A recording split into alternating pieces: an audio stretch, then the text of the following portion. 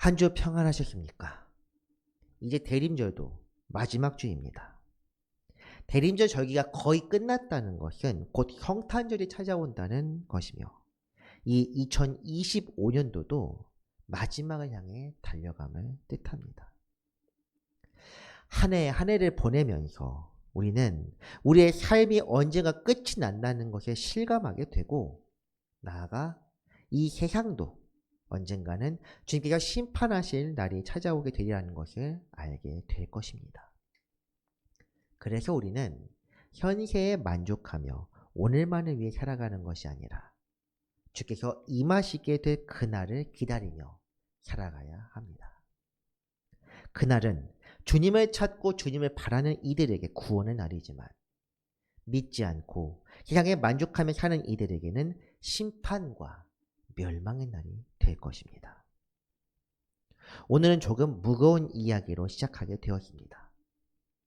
그렇지만 대림절의 진정한 의미는 단순한 기다림이 아닙니다.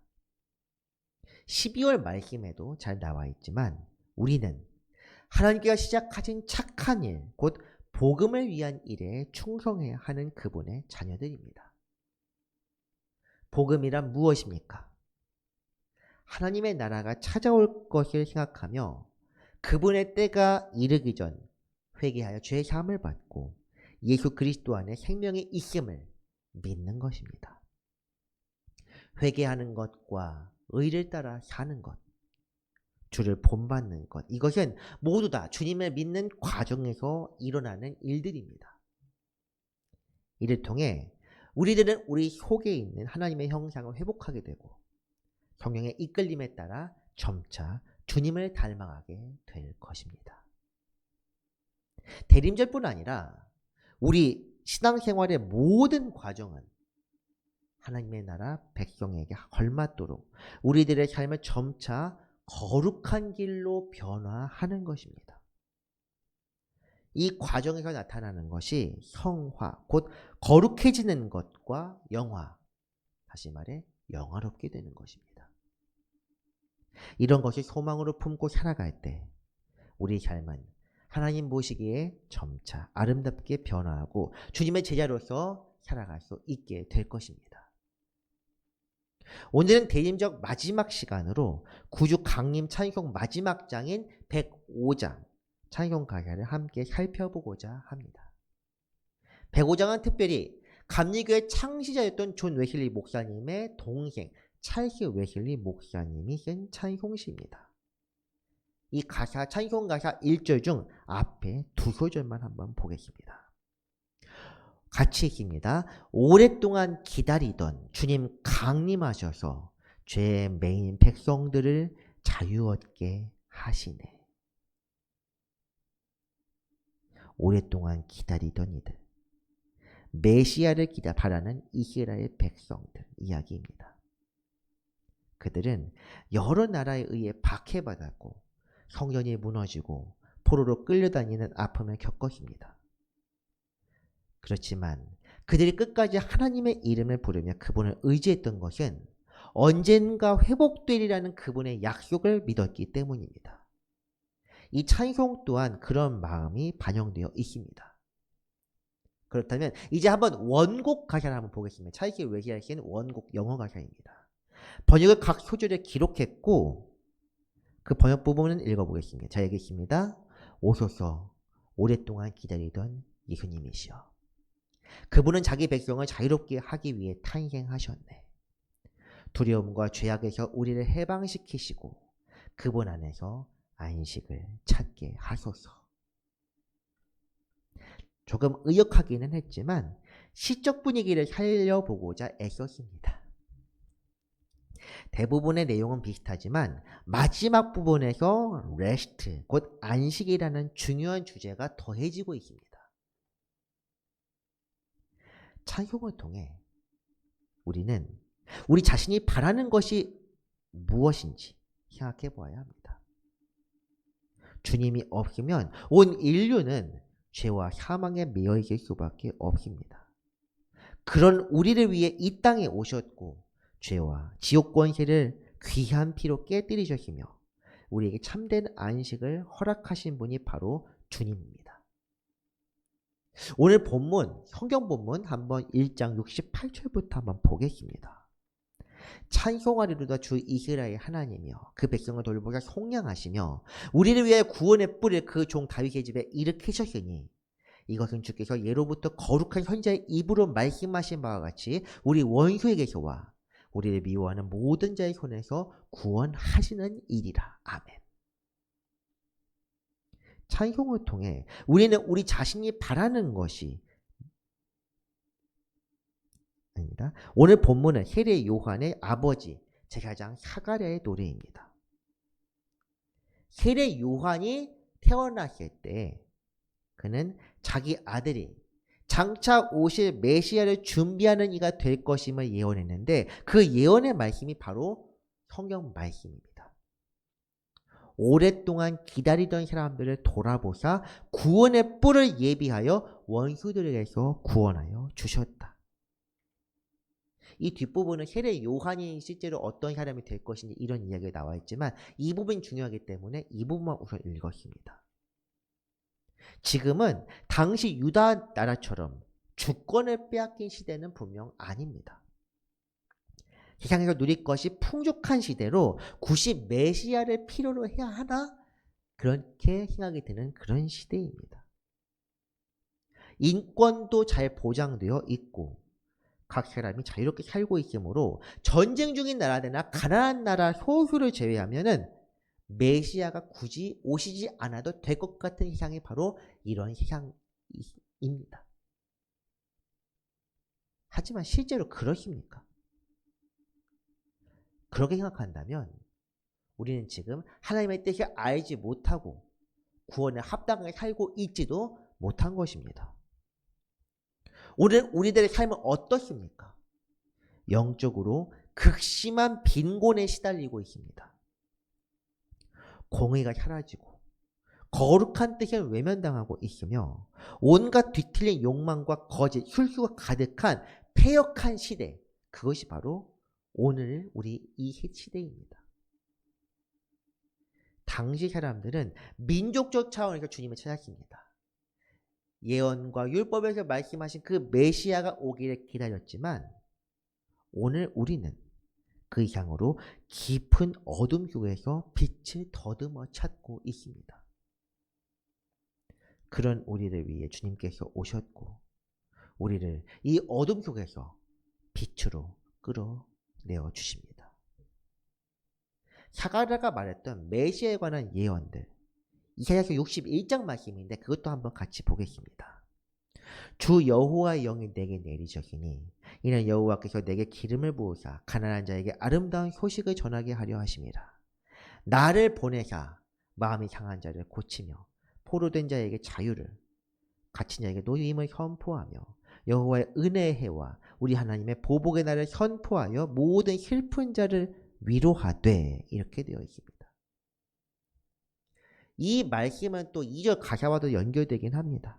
어쨌든 우선 이 두 절만 보자면 가난한 자, 재물이 없는 자가 아닌 마음이 가난한, 심령이 가난한 이를 뜻합니다. 주를 간절히 찾는 이들에게 은혜를 베푸시며 자유와 노임을 선언하십니다. 이것은 우리 죄와 사망에서 놓여 회복되는 때를 가리킵니다. 이때는 은혜의 때이지만 동시에 2절 말씀 보면 보복의 날이기도 합니다.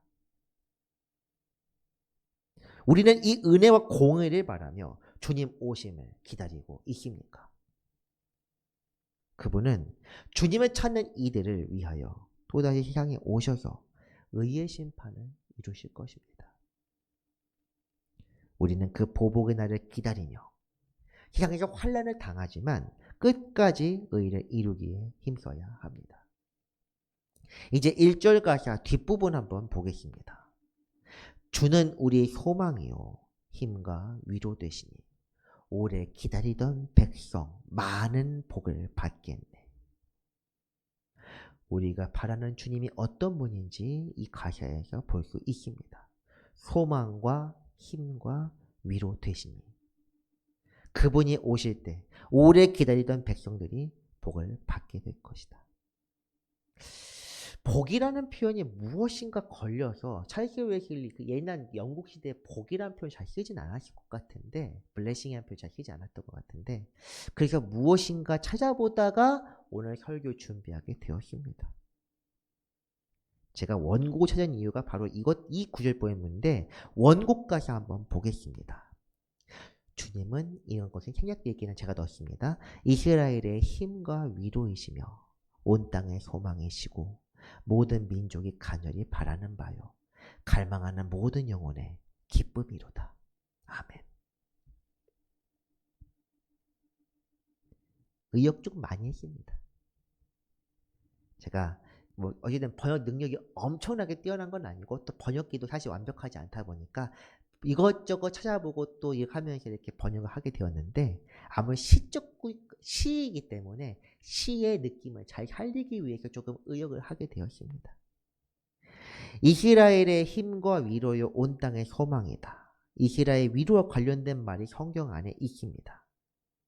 주님을 기다리는 사람들 중에서도 민족의 구원을 바라며 그 뜻이 이루어지기를 간절히 기도했던 사람이 성경에 기록되어 있습니다. 이 사람에 대한 기록을 성경 안에서 한번 찾아보겠습니다.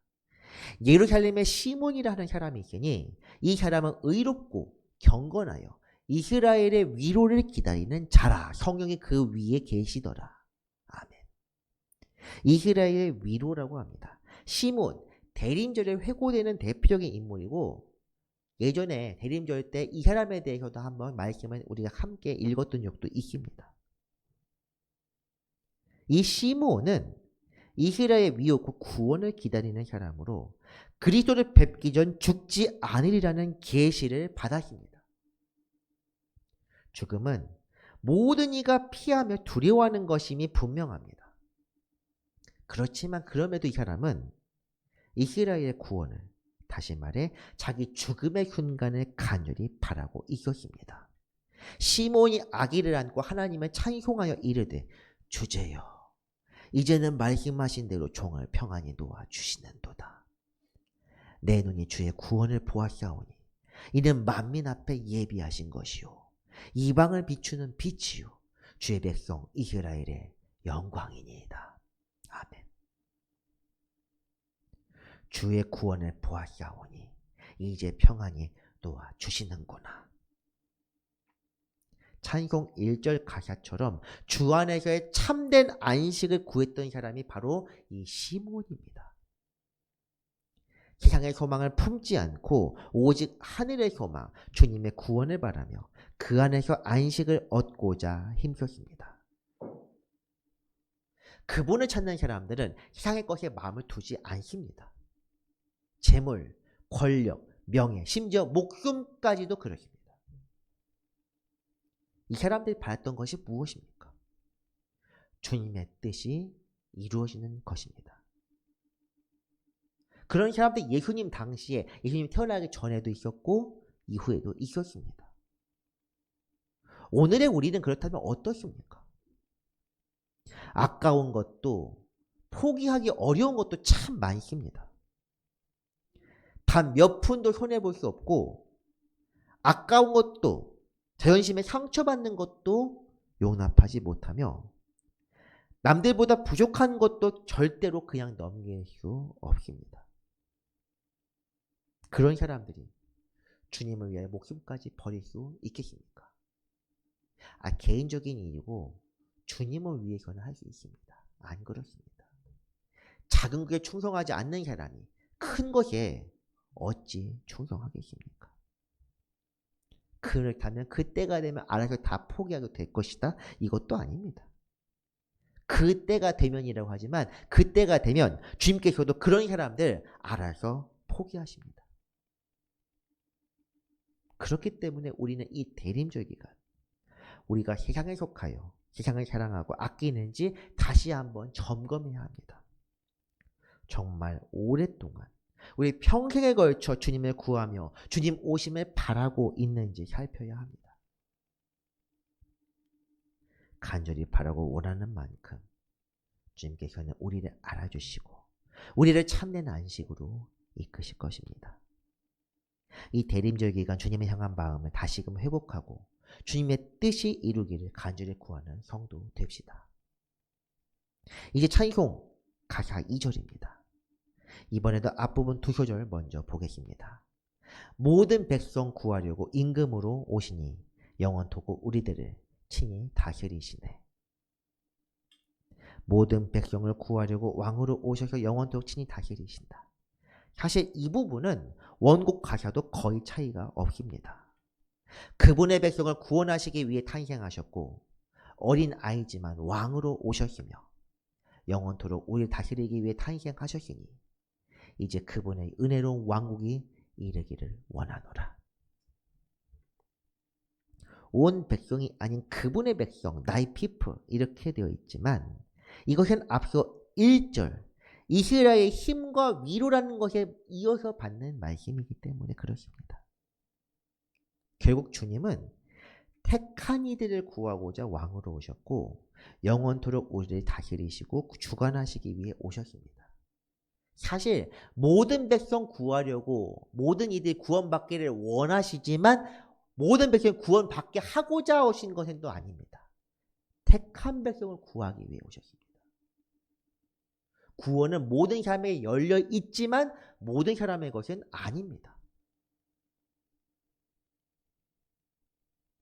주님의 통치라는 것은 세상의 권세와 무관합니다. 은혜를 왕국에 이르기를 원한다. 주님께서는 이미 초림 때 왕으로 오셨습니다. 그분의 백성을 구원하시기 위해서 왕으로 오셨다는 것입니다. 실제로 세상의 임금들이 주님을 왕으로 옹립하고자 할 때 주님께서는 그 자리를 피하셨습니다. 그러므로 예수께서 그들이 와서 자기를 억지로 붙들어 임금으로 삼으려는 줄 아시고 다시 혼자 산으로 떠나가시니라. 이렇게 되어 있습니다. 요한복음 말씀이고 이 부분은 오병의 사건 직후에 있었던 일입니다. 천국 복음을 전하시던 주님께서 그 선생이신 주님께서 놀라운 기적을 많은 사람들 앞에 행하시자 그곳에 있는 사람들 주님을 왕으로 삼고자 시도했던 것이 바로 이 이야기입니다. 로마 제국과 부정부패한 상류층을 몰아내고 민중의 왕, 유다의 새로운 왕, 백성들의 왕이 될 수 있으리라고 생각했기 때문입니다. 권력욕이 없는 사람이라도 이렇게 힘과 능력과 지혜 있고 사람들에게 지지를 받는다면 그들의 계획에 동참할 수도 있습니다. 하지만 주님은 거부하신 것, 하지 않겠다 정도가 아니라 그들에게서 떠나 자리를 피하셨습니다. 그들의 계획이 하나님 보시기에 옳지 않다는 것을 알고 계셨기 때문입니다. 그렇다면 왜 주님은 세상의 임금에게 거부하셨겠습니까? 빌라도의 법정 앞에 선 그 자리에서 그 이유가 분명히 나오게 됩니다. 예수께서 대답하시되 내 나라는 이 세상에 속한 것이 아니니라. 만약 내 나라가 이 세상에 속한 것이었더라면 내 종들이 싸워 나로 유대인들에게 넘겨지지 않게 하였으리라. 이제 내 나라는 여기에 속한 것이 아니니라. 빌라도가 이르되 그러면 내가 왕이 아니냐? 예수께서 대답하시되 내 말과 같이 내가 왕이냐 같이 있습니다. 내가 이를 위하여 태어났으며 이를 위하여 세상에 왔나니 곧 진리에 대하여 증언하려 함이로라. 무릇 진리에 속한 자는 내 음성을 듣느니라 하신대. 아멘. 세상의 왕, 권력과 힘으로 다스리고 그들 위해 군림하기 위한 그런 왕이 아닙니다. 주님께서는 하나님의 뜻을 이루고 진리를 증언하기 위해 세상에 오셨으며 모든 민족을 그분의 것으로 삼고자 이 땅에 찾아오셨습니다. 부활 승천 이후 이를 깨달은 지자들은 예수님을 왕으로 담대하게 전할 수 있었습니다. 너희가 나무에 달아 죽인 예수를 우리 조상의 하나님이 살리시고 이스라엘에게 회개함과 죄의 사함을 주시려고 그를 오른손으로 높이사 임금과 구주로 삼으셨느니라. 아멘. 회개와 죄의 사함을 주시기 위하여 그분은 왕이시며 구원자시요 우리 주님이십니다. 우리는 이 복음을 믿으며 살아가야 하고 장래의 완전한 통치를 이룰 그날을 소망하며 오늘을 살아야 합니다. 찬송 105장 가사가 우리에게 증언하는 것 또한 같습니다. 그분은 우리를 구원하시기 위해 오셨고 왕으로 오셔서 영원토록 우리를 다스리신다. 그 다스리심이란 영원한 나라 곧 우리의 영혼을 구원으로 이끄는 것이며 그렇기에 우리는 그분의 은혜로운 왕국을 바라며 살아가야 합니다. 이제 2절 가사 뒷부분 보겠습니다. 죄로 향한 우리 마음 은혜로써 고치고 주의 빛난 보좌 앞에 이르도록 하소서. 죄로 향한 우리 마음 은혜로써 고치고, 사실 이 찬송의 가장 감명 깊은 구절이 저는 이 부분입니다. 그렇지만 원곡과는 미묘하게 차이가 있습니다. 이 가사에 관련된 말씀도 있지만 먼저 한국 가사를 먼저 한번 보겠습니다. 죄로 향한 마음, 주께서 주관하신 마음의 상태, 곧 상한 마음인데 이 상한 마음이란 건 무엇입니까? 시편 51편 7절 한번 보겠습니다. 17절입니다. 하나님께 구하시는 제자는 상한 심령이라. 하나님이여 상하고 통회하는 마음을 주께서 멸시하지 아니하시리이다. 다윗 왕이 죄를 지은 후 자신의 죄를 아뢰며 주님께 회개하는 시가 51편입니다. 여기서 상한 심령이란 자신의 죄를 깨닫고 죄를 회개하고자 주께로 나오는 마음입니다. 애통하며 주님께 용서를 구하는 마음, 죄로 인하여 상한 마음을 뜻합니다. 하지만 이것이 전부는 아닙니다. 우리들은 세상에 살면서 여러 이유로 마음이 상하게 되는데 베드로 서신을 보았을 때 롯 이야기도 나옵니다.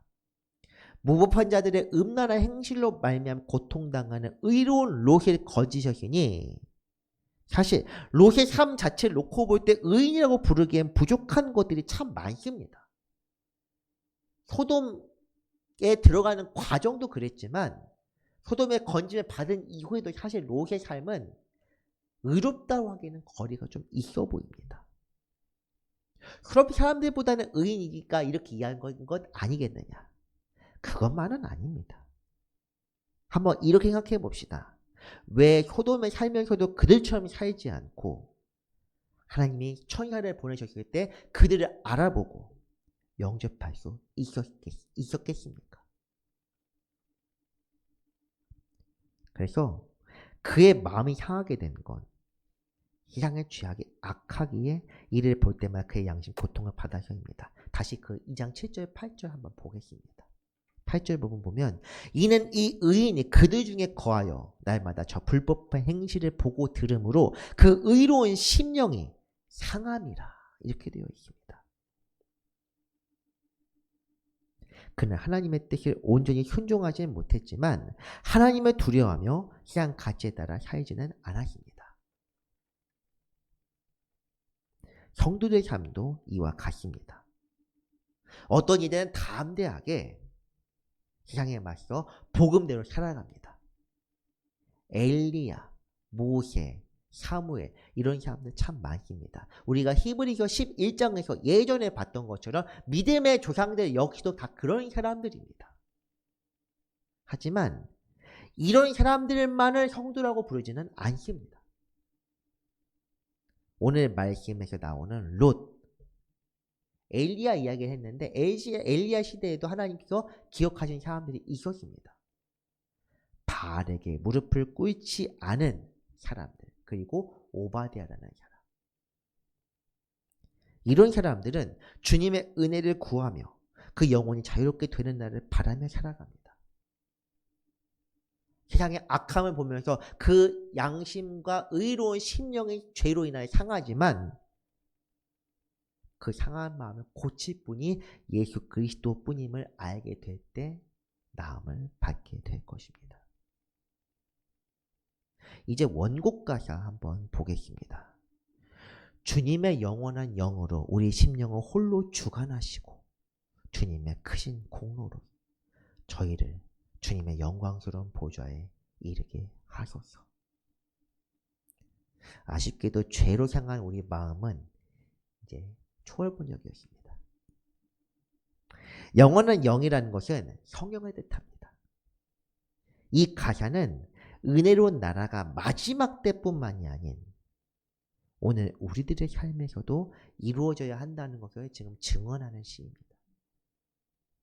우리의 마음의 주께가 찾아오셔서 그 뜻을 온전히 이루실 때 우리는 영광스러운 보좌 앞으로 담대하게 나아갈 수 있을 것입니다. 은혜의 보좌로 우리를 부르시는 것. 히브리서 4장 한번 보겠습니다. 우리에게 있는 대제사장은 우리의 연약함을 동정하지 못하실 이가 아니요 모든 일에 우리와 똑같이 시험을 받으신 이로되 죄는 없으시니라. 같이 읽습니다. 그러므로 우리는 긍휼하심을 받고 때를 따라 돕는 은혜를 얻기 위하여 은혜의 보좌 앞에 담대히 나아갈 것이니라. 아멘.